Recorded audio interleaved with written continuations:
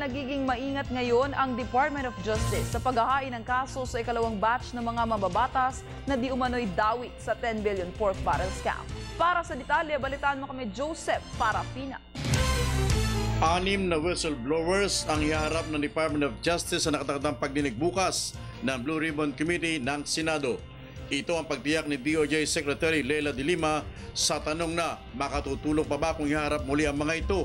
Samantalang dati na silang nag-testify sa nasabing komite. Tingnan natin kung ano mangyayari sa Senado hinggil dito ayon kay de Lima. To appear tomorrow with their respective counsels again. So these are the same whistleblowers na nag-appear last time. Of course kasama si Ben Horloy. And mag-appear sila tomorrow. To be attending that talk, but I'll probably be a bit late because I'll be coming from a speaking engagement. So, tingnan natin kung ano mangyayari, kung may mangyayari. Inamin ng kalihim na nagiging maingat sila ngayon sa mga kakasuhan na ikalawang batch ng pork barrel scam dahil base sa kanilang pagsisiyasat, ang ibang pondong nalustay ay hindi galing sa pork barrel ng mga ito.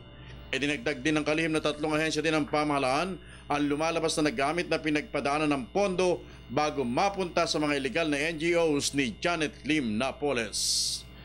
So kung wala siyang sasabihin or halos walang sasabihin, wala ring sasabihin ang whistleblowers namin kasi tapos na mag-testify yung mga whistleblowers namin unless there are additional questions from the floor, from the members of the committee.